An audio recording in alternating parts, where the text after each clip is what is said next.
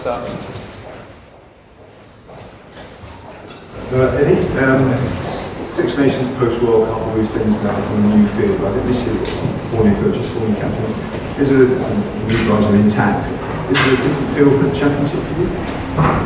Well, I think post the World Cup, the tournaments always have a different feel because teams come out of the World Cup in different states and are in different status in terms of the cycle of the team. And so you're not sure about the stability of teams. So the first couple of weeks is always quite interesting. You find out where teams are going to go with their new coaches and maybe some new players, and you get a better feel for the competition after 2 weeks. Is that an exciting challenge for you to get on top of that as quickly as you can? Yeah, 100%. We've obviously got the bulk of our squad from the World Cup in 2019. We've got new coaching staff, so we've got a bit to do as well. But we want to get on the front foot early. Eddie, Owen Farrell felt that he could use any negativity or sidetracking of the Saracens to your advantage. Is there a way of turning a negative into a... Yeah, no, it's opportunity, massive opportunity. I think, again, for the players, for the Saracens players, coming to England is the best thing for them.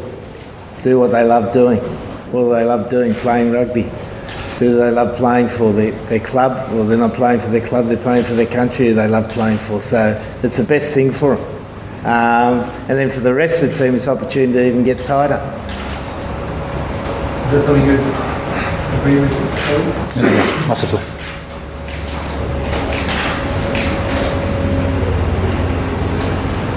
You'll face France for your first game.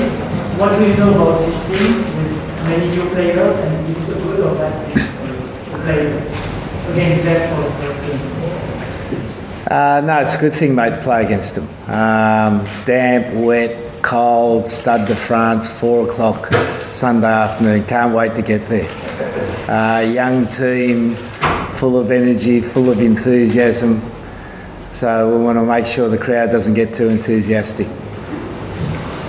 Eddie, one of the teams with a new coach at the helm is Wales. You had a few enjoyable running battles with Warren.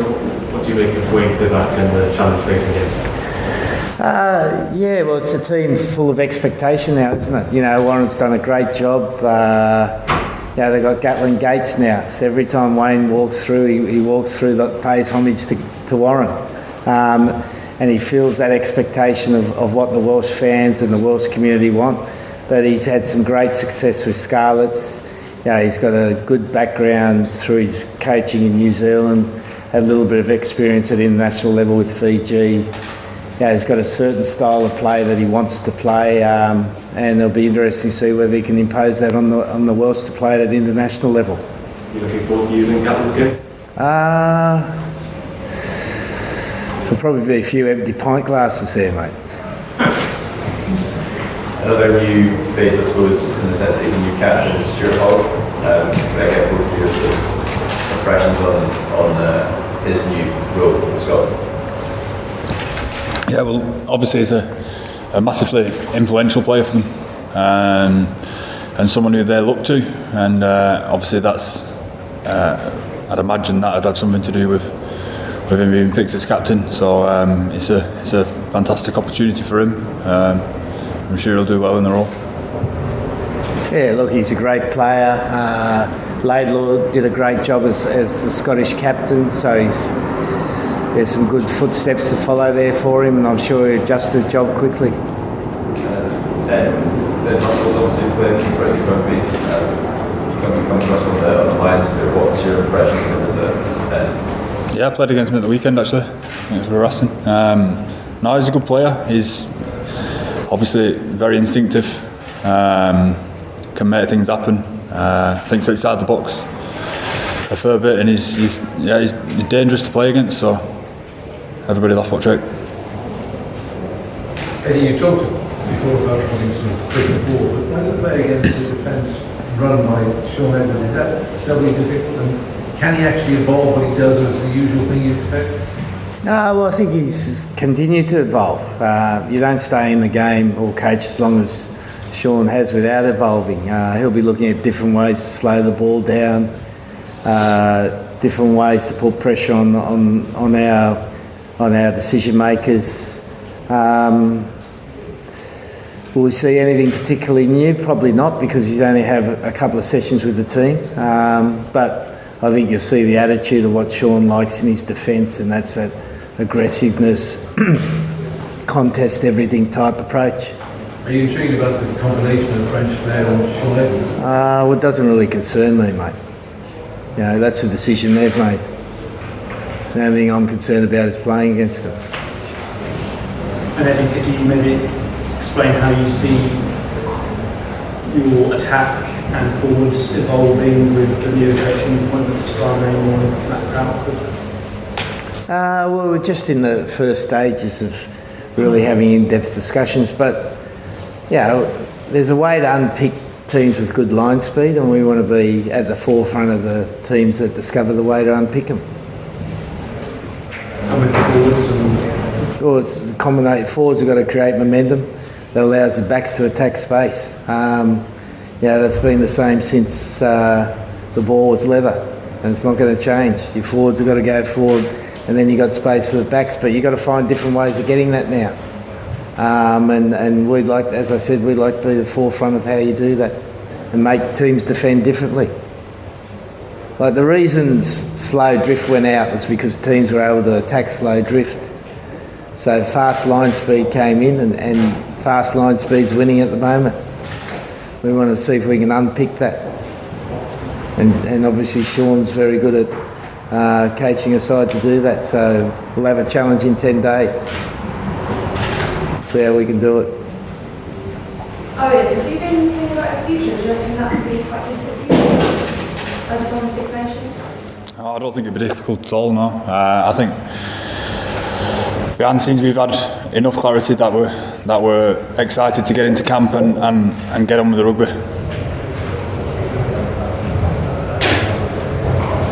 One player that you've come across many times, Dan Bigger, can I just get your views on him? They're good in as well, obviously, into the squad.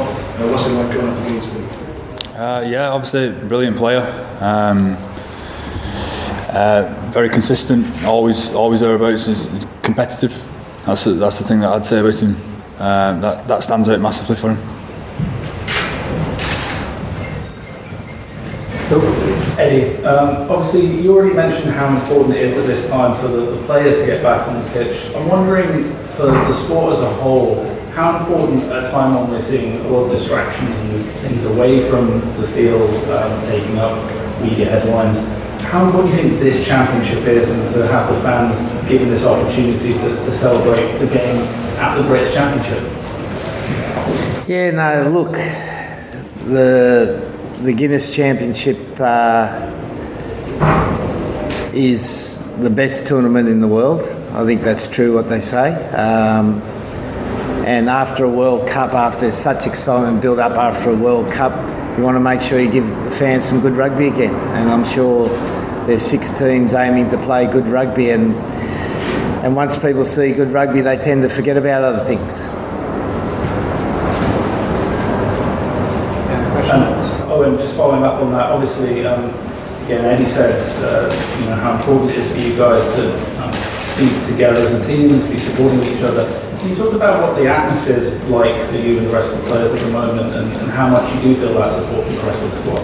Well, we don't know yet. We've not met up as a team, so we'll see that in the next couple of days. But we'll be honest and upfront about it, and we'll come through it and get on with what's in front of us, which is the exciting bit. Sorry. I was just going to say, Scotland held the Cup for the last 2 years, and obviously the way that the game panned out last year, how much of it is that a motivator for you to go out and win it like this year? Well, I don't think England need any motivation to play against Scotland, and probably vice versa. When we get to Scotland, we'll be ready for them. But we've got to get through France first. Let's get your take on Alan Jones and what it's like to coach against him. Yeah, he's a colossal player. I think you've seen him, always been a good lock, always been a good player, but I think he's his leadership and his captaincy of the team has grown, and he was superb in the World Cup, and I'm sure he's motivated to keep doing well. Eddie, you mentioned the other day about this is going to be an incredibly hard moment now to pull the team back together, what's been going on behind the scenes. Have you got anything special planned for the training camp, anything slightly different in your mind to start that process? Portuguese beer will help.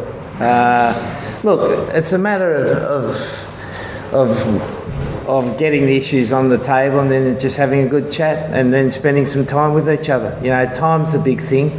You develop better relationships when you've got time, and we've got a short period of time before we start a test match preparation, and the key is going to be that we use that time really wisely. Okay, thank you. Thank you.